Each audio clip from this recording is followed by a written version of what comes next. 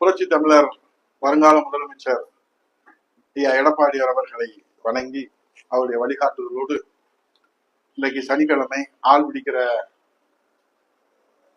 வேலைக்காக இந்த நாளை ஒதுக்கி இருக்கிறது தாவேகா என்கிற புதிய அரசு.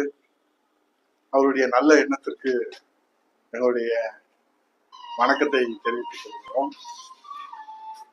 பொதுவாக ஜனநாயகத்தினுடைய பண்பை காப்பாற்றுவதில் அரசியல் கட்சிகளுக்கு மிக முக்கிய பங்கு உண்டு.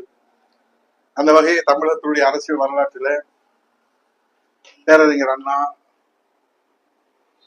தந்தை பெரியார், பாரத ரத்னா புரட்சி தலைவர் எம்ஜிஆர், தமிழர் குலசாமி இளையதெய்வ புரட்சி தலைவி அம்மா அவர்கள் வழியிருந்திருக்கிற புரட்சி தமிழ் ஐயா எடப்பாடி அவர்கள் எல்லாம் ஜனநாயகத்தினுடைய மாண்பை காப்பாற்றுகின்ற வகையில தங்கள் தலைமை தாங்கி வழிநடத்துகிற இயக்கத்தை, கட்சியை, அமைப்பை அவர்கள் வழிநடத்தி வந்தார்.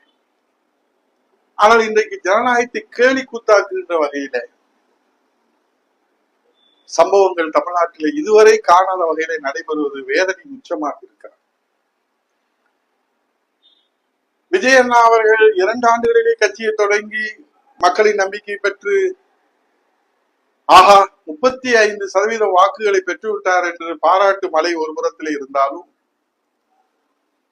அந்த 35 வாக்காளர் சதவீதத்தை ஆதரவு தருகிற நிலையை மட்டும் பார்க்கிற நாம், மறுபுறத்தில் 65% இந்த விஜய் கட்சி தாவேகாவை எதிர்த்து வாக்களித்திருக்கிறார்களே, அதை நாம் புள்ளி விவரங்களை கவனத்திலே கொள்ள வேண்டாமா?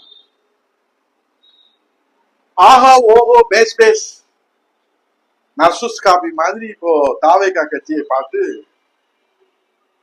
எல்லாரும் ஓடி வர்றாங்க, வாசல்ல காத்து கிடக்குறாங்க எங்க கட்சியில சேர. ஆனா விஜய் அண்ணா மட்டும் யாரும் பார்க்க முடியாது.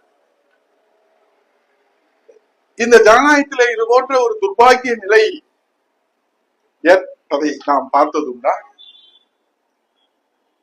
ஒரு கருத்து வேறுபாடுகளிலே கவலை அடைவதிலும் அந்த கவலைக்கு மருந்தாக நாம் ஒரு முடிவு எடுப்பதையும் இன்றைக்கு தினந்தோறும் பார்க்கிற காட்சியாக இருக்கிறது.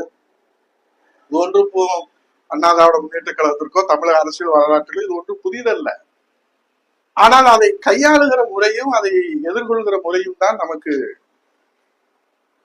இதை நாம் சொல்லிக்கொண்டே போனால் இந்த வேதனையின் உச்சம் வெளிப்பட்டு கொண்டே இருக்கும். இன்னும் சொல்ல வேண்டியது ஆயிரக்கணக்கில் இருக்கிறது. ஆனால் இந்த அதிகாரத்தை கைப்பற்றுவது ஒன்றே இலக்காக கொண்ட கட்சி தாவேகா கட்சி என்று உதயகுமார் குற்றம் சாட்டவில்லை.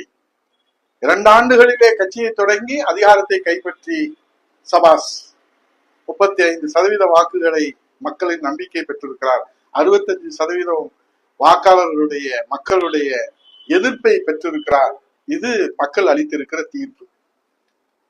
ஆனால் ஏதோ ஒரு வசீகரத்திலே அவர் பெற்ற வெற்றியை நிரந்தரம் என்று சொல்லி, ஏனென்றால் அவர் தனது முகமூடியாக வைத்திருக்கிற வசீகரமும் கவர்ச்சியும் சினிமா கவர்ச்சி என்று சொல்வதா, வசீகரம் என்று சொல்வதா, அல்லது நிழலை நிஜம் என்று நம்புகிற 35% வாக்காளர்களிடத்துல அந்த வசீகரமும் அந்த கவர்ச்சியும் அந்த நிழலும் நிரந்தரம் அல்ல என்பதை எப்போது நாம் புரிந்து கொள்ள போகிறோம்? ஆகவே இன்றைக்கு இந்த ஒரு மாதத்திலே நீங்கள் பாருங்கள், கவர்ச்சியிலே வந்ததுனாலே, வசீகரத்திலே வந்ததுனாலே, விவசாய பயிர்கடன் தள்ளுபடியிலே தாவேகா விஜய் அண்ணா அரசு தோல்வி, விவசாய போராட்டம், தடையில்லா மின்சாரம் வழங்குவதிலே தாவேகா விஜய் அண்ணா அரசு தோல்வி, தமிழகம் முழுவதும் போராட்டம், பெண்களை பாதுகாப்பதிலே, குழந்தைகளை பாதுகாப்பதிலே தாவேகா விஜய் அண்ணா அரசு தோல்வி, தமிழகம் முழுவதும் போராட்டம், சட்டம் ஒழுங்கை காப்பாற்றுவதிலே, போதைப் பொருள் நடமாட்டத்திலே இன்றைக்கு தாவேகா விஜய் அண்ணா அரசு தோல்வி, தமிழகம் முழுவதும் போராட்ட களமாக இருக்கிறது. ஆகவே தோல்வி முகத்திலே இருக்கிற வசீகரத்திலே கவர்ச்சியிலே வெற்றி பெற்று இந்த ஒரு மாதத்துக்குள்ளாக தோல்வி முகத்தை இன்றைக்கு தினந்தோறும் சந்தித்துக் கொண்டிருக்கிற தாவேகா விஜய் அண்ணா அரசு, விஜய் அண்ணா சிலரை பலகாலம் ஏமாற்றலாம், பலரை சில காலம் ஏமாற்றலாம். ஆனால் விஜய் அண்ணா நீங்கள் புரிந்து கொள்ளுங்கள், எல்லோரையும் எல்லா காலத்திலும் ஏமாற்ற முடியாது. ஆகவே சனிக்கிழமை தோறும் ஆள் பிடிக்கிற, அதுவும் குறிப்பாக அண்ணா திராவிட முன்னேற்ற கழகத்திலிருந்து வலை வீசி பிடிக்கிற, வலையிலே சிக்கிற மீன்களாக இருக்கிற அண்ணா திராவிட முன்னேற்ற கழக விசுவாச தொண்டர்களே, உங்கள் நிலை பரிதாபமாக இருக்கிறது. வேடன் வலையை விரிப்பது மீனை வாழ வைப்பதற்காக அல்ல.